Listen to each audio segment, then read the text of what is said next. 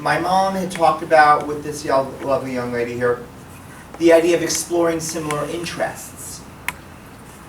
It was so hard for me to be going into the cafeteria for the first time and interacting with people at the table. One of the things I found that helped was expanding my knowledge of different topics that people would discuss.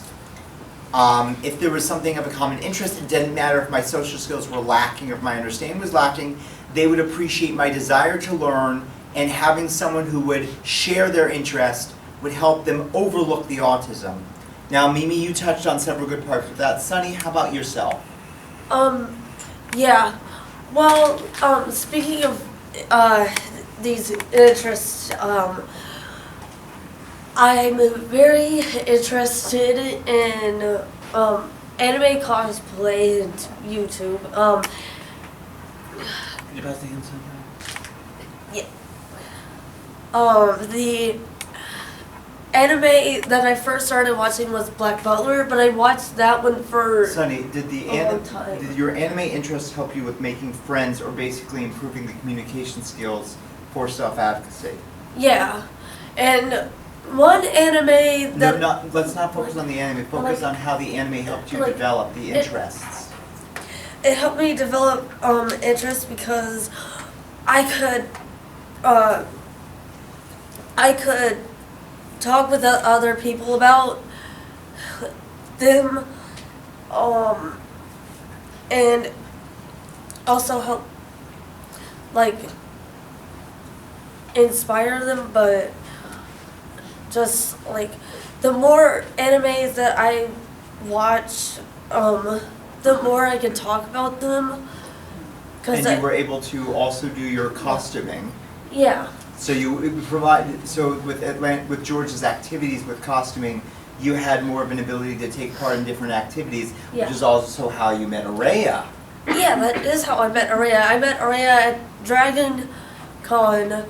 One of the largest events in the country. Yeah. I think you had a few other questions. I know we're running close to time. All right. We'll have to keep it short, though.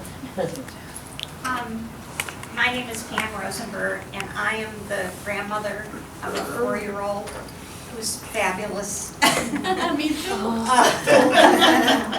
He really is. He's so bright and he's so wonderful. I'm also a retired speech therapist who was trained in a time when autism meant something much different than this. Yes. So when we got the diagnosis, it was very scary in the beginning. But I have to say that he is so different, and this is something to you too, from what he was a year ago to what he is today. Yes. He had 4 words. Now he's speaking in full sentences. Good. And come on, Nana, let's play this game. It's wonderful. It's just wonderful to see because I really was worried about him. Me too.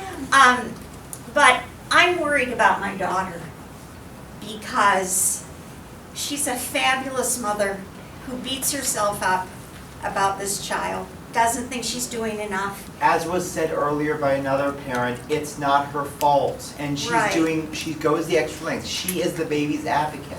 But I think she needs a support group. Oh, sure. And I'd like to know how to hook her up into a support group with other parents. Is there no support group in the school? I think I had already spoken about at the last parent-teacher conference, the importance of the parents that came to hook up with each other. Oh, yeah. Whether or not you guys took that up for me, maybe it sounded crazy, but I did. It was thinking the best intentions, and you can come to Lindsay afterwards. Absolutely. There's actually you have that email thing running, don't you? Yes, Laura and I have the email list. Ask yourself to be added to your email list and ask we did questions that. that you can have your Helped a request lot. added. Oh, yeah. Very I important. have a question for the 3 of you. This is something that I'm concerned about with my grandson. When you were in school and the typical children were around you, did you endure a lot of bullying? Oh, yes. And if you did, how do you handle that, or how did you handle that you all have wonderful self-esteem. I couldn't handle it. The teachers unfortunately looked the other way because they viewed us as a complex problem they did not want to deal with. I said that I was a problem child. If there was no bullying, then I would not have been fighting, among other stuff. But I had gotten into a lot of detentions and a lot of fights because in middle school especially and in parts of high school, the teachers, there may be an autism program, and there were good teachers there in the autism program, but the school system itself did not care. They did not see it as worth investing in, and it was easier to just view anyone with a developmental disability as a problem child. Until Is fortunately, that changing at all? Is there I something don't we know. can do to change But that? that's what I was telling you, that it's different. I have I- no I have no idea how it's changed. One of the things that I'm training self-advocates for is so we can go into the school system and encourage both, when we speak to students, we show them that we are more than ordinary. We show them how we can be good friends. Get the students to be involved. Maybe the teachers can offer extra credit activities or more group projects to get the students. The best way to fight it is to have friends. And the reason why there is bullying is because many times students on the spectrum within their normal schools don't have them, which makes them a target for abuse, neglect, etc. It falls on the school system to bring the two worlds together. You're not going to be there 8 hours of the week. That's why it's necessary for the parents and us, the self-advocacy community, to bring those worlds closer together. Otherwise, things are just going to get even worse than before. Yes. Now, we have time for one last question. I believe we've kept you waiting long enough. Yeah, hi. My name is Yara Adams, and my question is basically to the parents. It's like, and the reason why I'm asking this question because I'm listening to other parents and hearing that they got this diagnosis at 3 and 2. What's the pathway to getting the diagnosis? Because I have a 4-year-old. He's about to turn 5 in May. He doesn't have an official diagnosis. He's with the county now with a special ed program. He has an IEP, but I know at the age of maybe 16 months, I kind of knew something was wrong, and his pediatrician had recommended him to baby scan, which he started speech therapy with, and he stayed with them till he turned 3. He was having speech therapy, but nothing really happened, and he was still not communicating. Nothing really didn't really start happening until we turned him over to Gwinnett County. He just started a special education program in October here at the Lawrence School, and I've seen so much difference as far as him, communicating. Good. And I do have a 18-month-old, which of course I don't see the similarity. He's much more.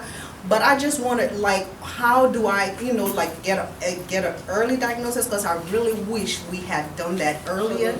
Since now that I've seen him in the program and he's doing so much better, I wish we had that earlier. So I believe he would have done so much better. He must have some diagnosis to get an IEP, right? No, he really didn't. Diagnosis, it's an eligibility.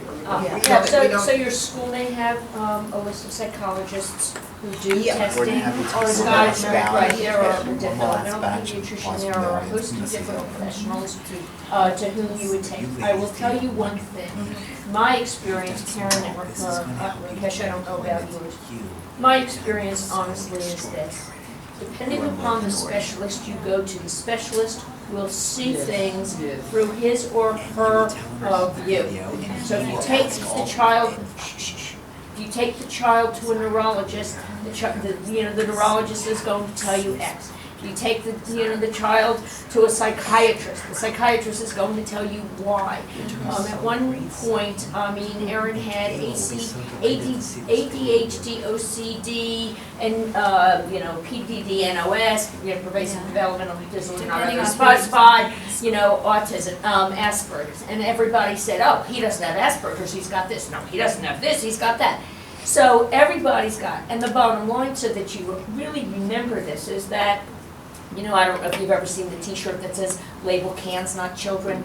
The point is that these are symptoms which there's something called the DSM, it's a diagnostic manual, and Erin never fit neatly into any one diagnosis. So for instance, ADHD, you were supposed to have 8 of 13 symptoms for 6 months. He had 5. He was diagnosed with Asperger's. Asperger's is precocious speech. I had him in speech therapy in 23 months. It doesn't matter.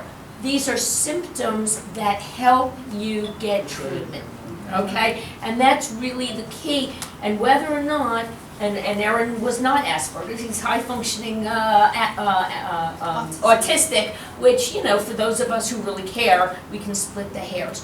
But the ADHD diagnosis was helpful, you know, all of these things. So the point is to start, and to start educating yourself, and I would go to your school, people that you trust, professionals that you know today, whether it's a speech therapist at the school, a principal at the school. These are people who are in the field, who know the community, and you can trust and rely on, and then you go and you get a sense, and that's where you start. That would be my suggestion. But can't she go to like a Marcus Autism Center and get an official diagnosis? Yeah. Well, Or the but then you're autism. talking about Marcus autism. I mean, what, I don't know if the kid has autism or Well, not, but he is- that's my point, sort of like if you go to Marcus autism, then you're talking autism. You know, I don't know that you necessarily want to do The that. Emory Autism Center, One we that- got that's the Mimi's one that- diagnosis there. Oh, They would also tell you if your child is autism. Oh, okay. That was the whole There purpose you of go. being, going through that Oh, process. okay, we were diagnosed before.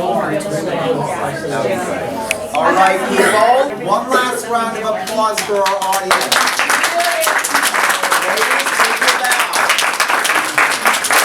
Thank you for being here. A couple of things before we leave. First of all, a big thanks to our video producer, Miss Araya Simmons. Thanks to Miss Araya. If you come to Lindsay later in the week or next week, we will have for you an edited video version of this entire conference. So the questions and answers and the speech that was here, for all of you, I know how busy you guys get during the day, you forget so many things. Fortunately, technology will make all that material available for you. And you can pass it on, like, right? Of Could be course. passed, okay, good. Second, as was discussed earlier, there is an email list for parents and teachers. For those of you who are trying to join the community of resources, Ms. Radovow will be, Mrs. Radovow, right? Mrs. Radovow will be happy to provide you with a list to join on. So the community, even if you can't just be there in person for one time, or one place or time, online we will bring our world's communities together that way. Without further ado, my good colleague. Hi, what did y'all think about them, right? Amazing. And parents, thank you guys so very much for coming and sharing your stories and helping our families who are just on the beginning side of things. I just do want to pass out, Mimi, we have something very small. I didn't know your full name was Marianne, I'm so sorry. I didn't either. She I didn't either. Okay, good. And Sunny. I swear. Thank you guys. They're just thanking cards. We appreciate the time and Oh, effort. that's very nice. If you signed in, if you did not sign in, make sure you come sign in because the email address that you add here will add you to the listserv. Okay?